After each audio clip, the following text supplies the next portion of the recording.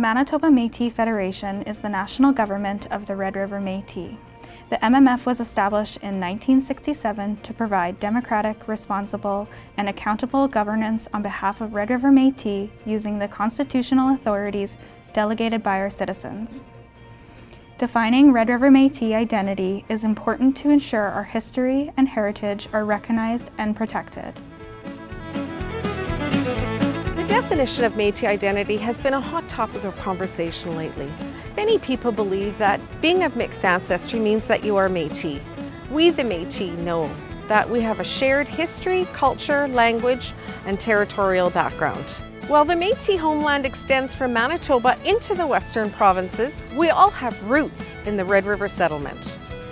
Our unique culture is shown in our beautiful prairie flower beadwork, in our fiddle music, our Michif language, and our jigging, along with our traditional approach to hunting that ensured nature's bounty was shared by all in the community. Protecting this legacy and the rights that the early Métis fought and died for is why citizens of today must be able to show their direct ancestral connection to the one and only Red River Métis Nation. Working in conjunction with the federal government, the Manitoba Métis Federation has been working on a modern-day treaty. Under the leadership of President David Chartrand, with his commitment, dedication, away from his family, away from his friends, away from his community, we are here today, making history that will be taught in schools around the world. The locals are the driving force of our nation, and we've never strayed from that. That goes back to democracy of 1870. It goes back to the days of how we governed ourselves as a people. We're always democratic. I actually was so excited about today and the meeting that I drove out from Winnipeg, where I'm currently living, just to attend. They're making history today. When you look at some of the pictures and some of the books, they'll be sitting there and we're talking about the first treaty, first Métis treaty, anywhere in the world. It makes me feel empowered, and it actually gave me goosebumps sometimes listening up there, just to hear that this has all been, for us. It's really something to be proud of, and something that I really hold near and dear and appreciate very much as to what they've done for us. The future is getting brighter, and also for not my children, but everybody else's children and my grandchildren and everyone else's grandchildren as well. So this is historic. I am so proud to be part of this, to watch it unfold as we go along since being elected in 2018. And as I look back, I could see how things were being put in place for today. And I'm just so proud to be here. This is your day. This is a day to celebrate, a day to be proud, a day that tells us the future is going to be a hell of a lot brighter. And as I said, without hesitation, Riel probably smiles upon us today, saying, you got what I couldn't do, and I'm so proud of my people today. So thank you very much.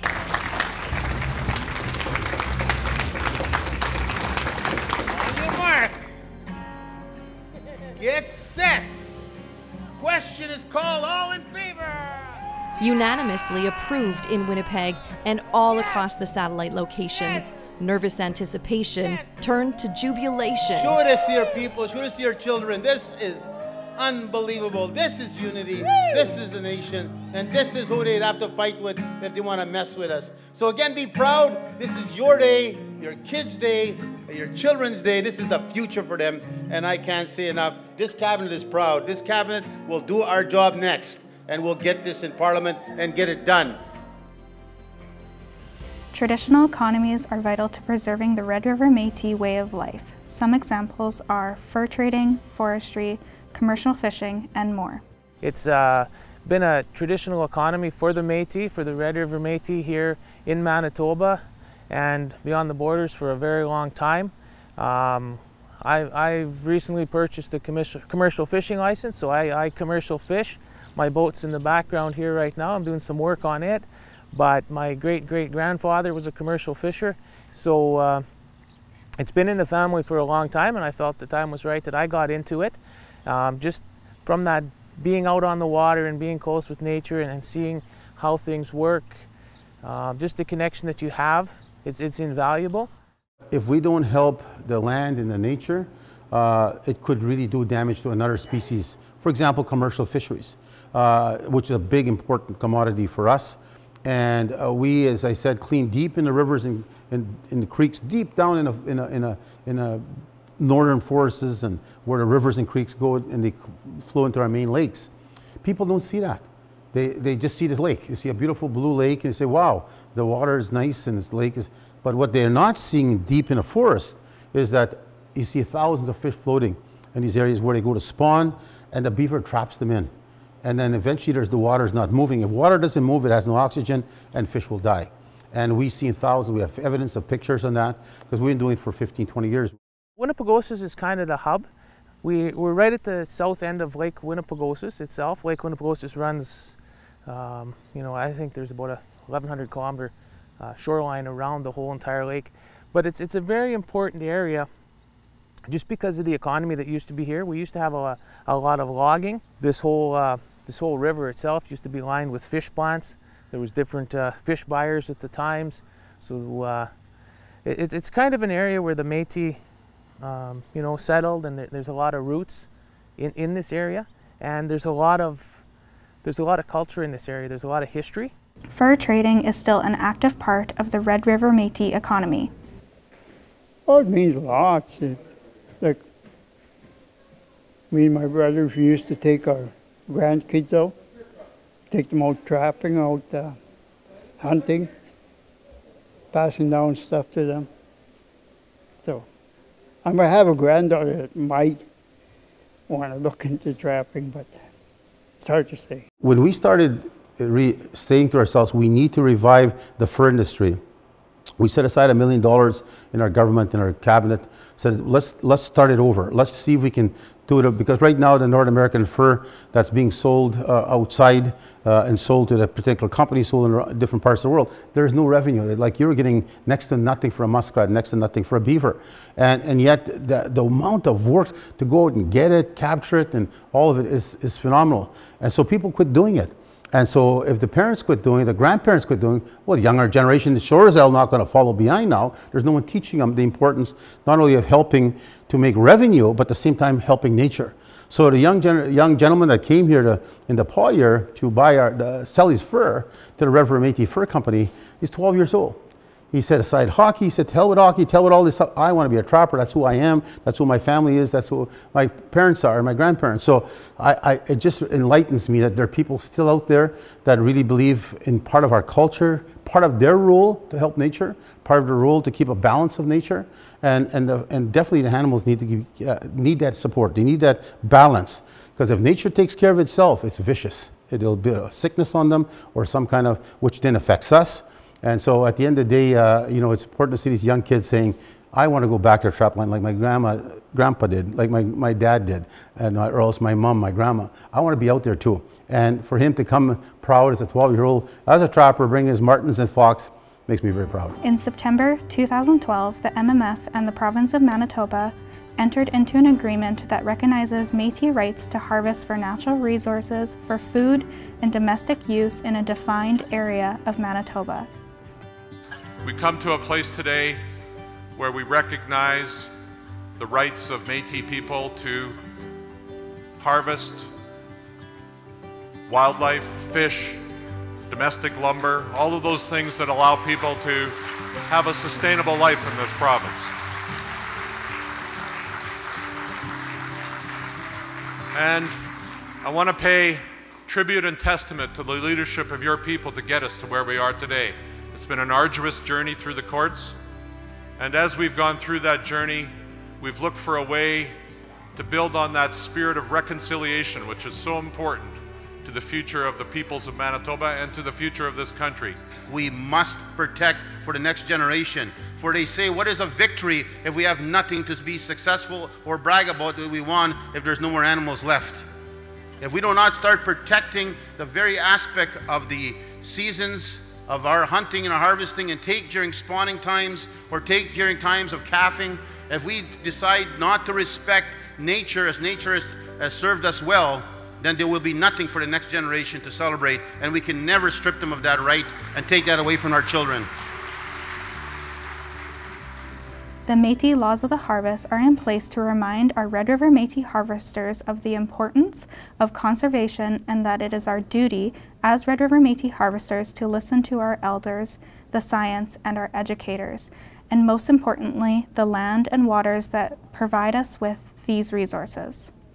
Red River Métis harvesters are conservationists, meaning that we recognize that our rights to harvest for food and domestic use is a collective right and not an individual right, and with rights brings responsibilities. My name is Joanne Remillard. I'm the Minister responsible for Environment and Climate Change with your Métis government. The MMF's Environment and Climate Change portfolio is implementing environment-related programs and initiatives not only to assist Red River Métis citizens, but to also protect our lands and our waters.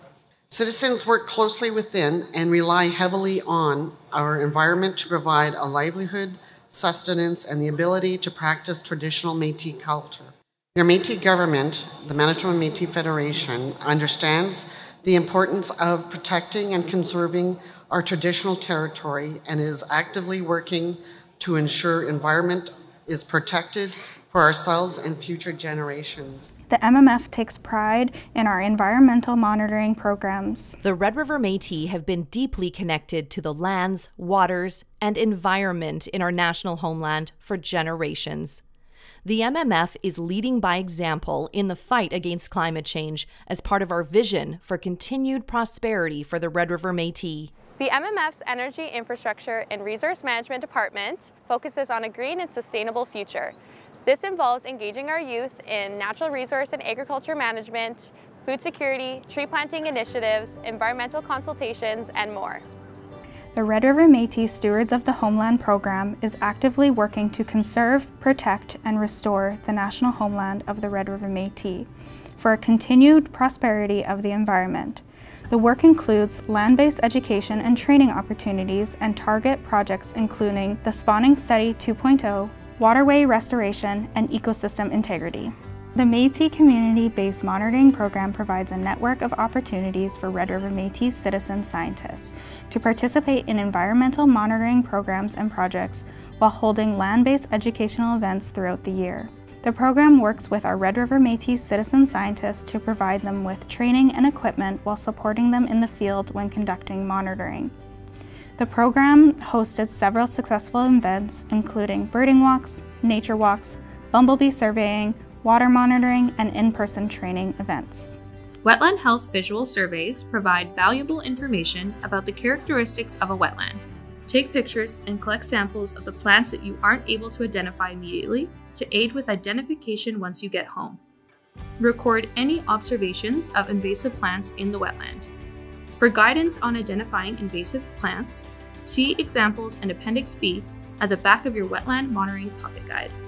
The MMF's Métis Environmental Leaders of Tomorrow, or MELT program, provides land-based education opportunities to Red River Métis youth, kindergarten to grade 12, with a focus on providing climate change education and action.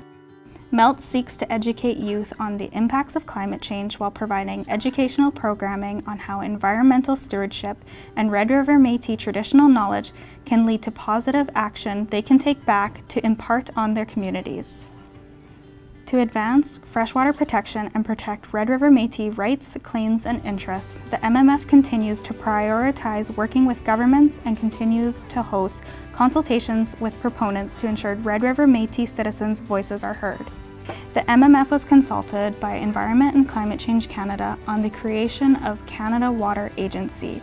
This integrated approach to water management will involve the provinces, territories, Indigenous communities, local authorities, scientists, and others to find the best ways to keep our water safe, clean, and well managed. It is important for all levels of governments and proponents to appropriately engage and consult the Manitoba Métis Federation through the Resolution 8 process.